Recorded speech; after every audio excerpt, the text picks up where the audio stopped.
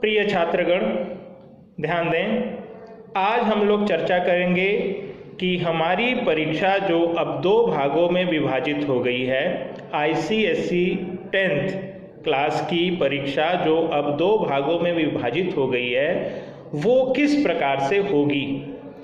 पहले 80 अंकों की परीक्षा होती थी, तो अब वो परीक्षा 40-40 अंकों की होगी और ये परीक्षा अब 2 बार हो रही है।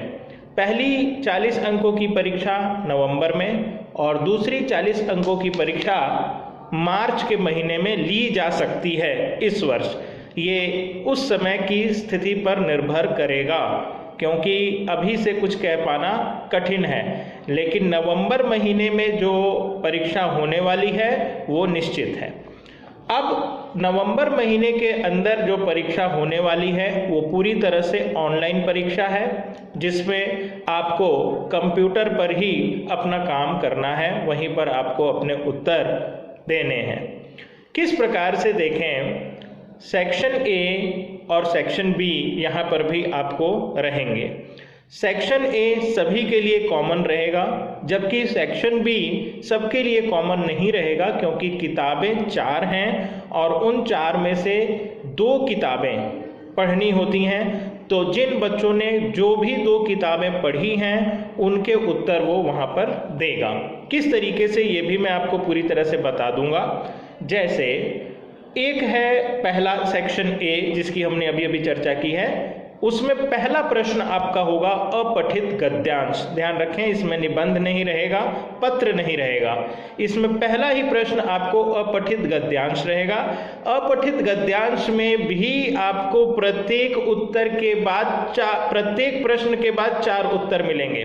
अपठित गद्यांश में भी आपको प्रत्येक प्रश्न के बाद 4 उत्तर मिलेंगे और आपको इन चारों उत्तरों में से किसी भी एक उत्तर को चुनना है, जो कि पहले, दूसरे, तीसरे, चौथे या 5वें प्रश्न के लिए सही है। प्रत्येक प्रश्न के साथ 4 वैकल्पिक उत्तर होंगे, जो कि सटीक उत्तर होगा। जो भी सही उत्तर होगा उसको आपको चुनना होगा।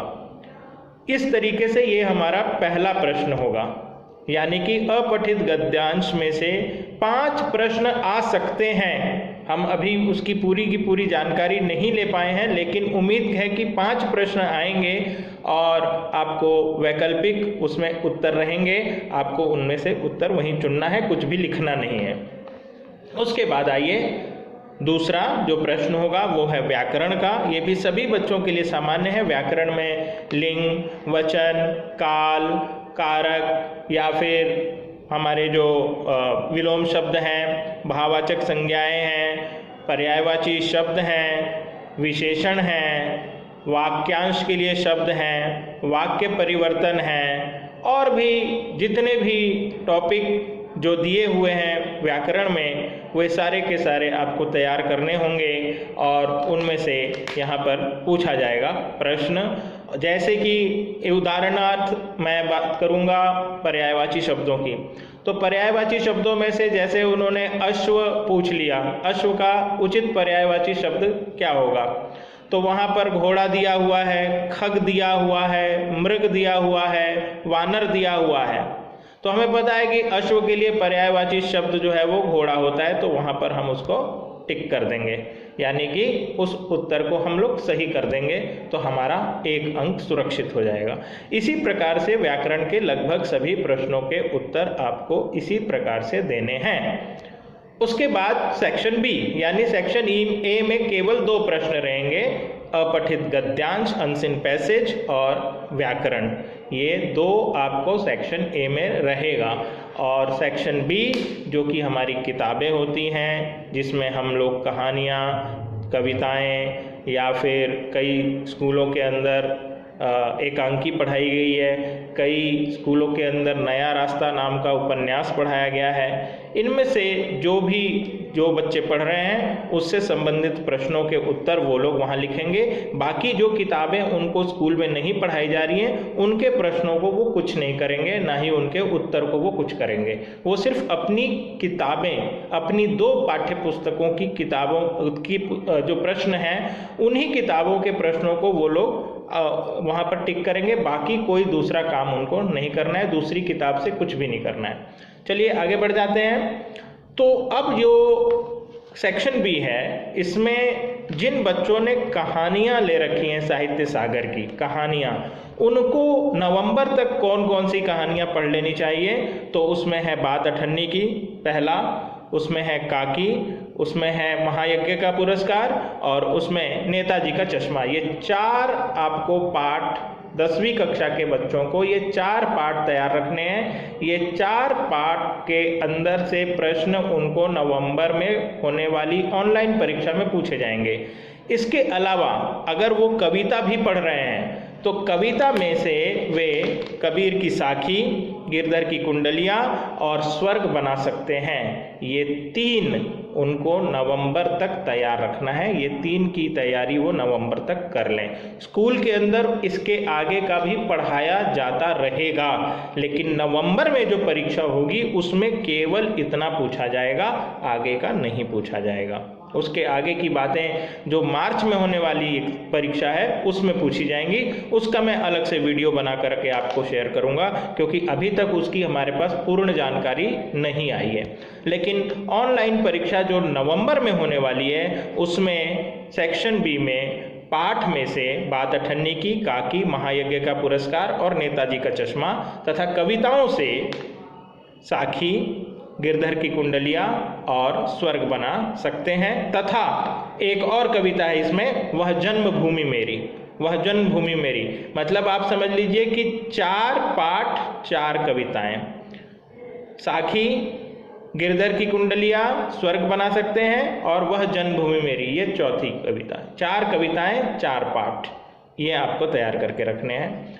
इसके बाद जो स्कूल नया रास्ता पढ़ा रहे हैं उनको 1 से लेकर 13 तक का अध्याय जो है, 1 से लेकर 13 तक का अध्याय उनको तैयार रखना है। ये उनके नवंबर में होने वाली परीक्षा में पूछे जाएंगे। जबकि सेक्शन ए का जो ग्रामर पार्ट है, अपठित गद्यांश और व्याकरण, वो सेम रहेगा, उसमें कोई चेंज नहीं। और जो बच्चे एकांकी पढ़ रहे हैं उनको ध्यान रखना चाहिए कि एकांकी संख्या 1, एकांकी संख्या 2 और एकांकी संख्या 3 उनको तैयार रखनी है। संस्कार और भावना, बहू की विदा और मातृभूमि का मान, ये 3 उनको तैयार रखना है। किसके लिए? नवंबर में होने वाली ऑनलाइन परीक्षा में से। अब आपके दिमाग में ये बात आ रही होगी कि भाई अभी तक तो हमने इन सभी पाठों के उत्तर बड़े बड़े लिखे हैं और इनके प्रश्न जो भी रहे हैं उसमें हम कम से कम 4 line, 5 line, 6 line, 8 line, 10 line का प्रयोग करते हैं। अब हम इसको यहाँ पर कैसे लिखेंगे, कंप्यूटर पे कैसे लिखेंगे, टाइप कैसे करेंगे, इस बात को लेकर कई बच्चों के दिमाग में शंकाएं हो रही होंगी। तो वो शंका मैं दूर कर दूं कि जिस तरीके से आप देखें कि सेक्शन ए के अंदर विकल्प दिए जा रहे हैं, अब उसी तरीके से इन पाठ और कविताओं, एकांकियों और जो उपन्यास है इनमें से भी आपको विकल्प दिया जाएगा। जैसे कि मैं आपको बताऊं कि रसीला किसके पास काम करता था, ये एक प्रश्न आ गया कि रसीला किसके यहाँ काम करता था। अब उत्तर में दे रहा है रमज़ान, उत्तर में दे रहा है दासी, उत्तर में दे रहा है जिला मजिस्ट्रेट शेख सलीमुद्दीन और उत्तर में दे रहा है इंजीनियर बाबू जगत सिंह। तो आपके लिए जो सही विकल्प है 4 नंबर का, वहाँ पर आप उसको टिक कर देंगे। इसी प्रकार से कहानी से संबंधित, कविता से संबंधित आपको सभी प्रकार के प्रश्नों के उत्तर इसी तरीके से देना है, चाहे वो एकांकी हो, चाहे वो नया रास्ता उपन्यास हो।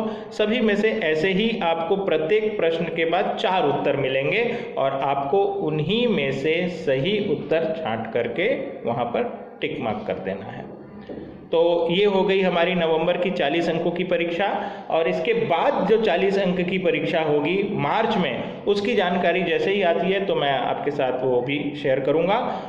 जो 20 अंकों का प्रोजेक्ट है उसमें कोई परिवर्तन नहीं है। 20 अंकों का प्रोजेक्ट जैसा आपको पहले मिलता था वैसा ही है, और ये 40, 40 और वो 20, ये 3 मिला करके 100 अंकों में से आपके अंक दिए जाएंगे फाइनल में।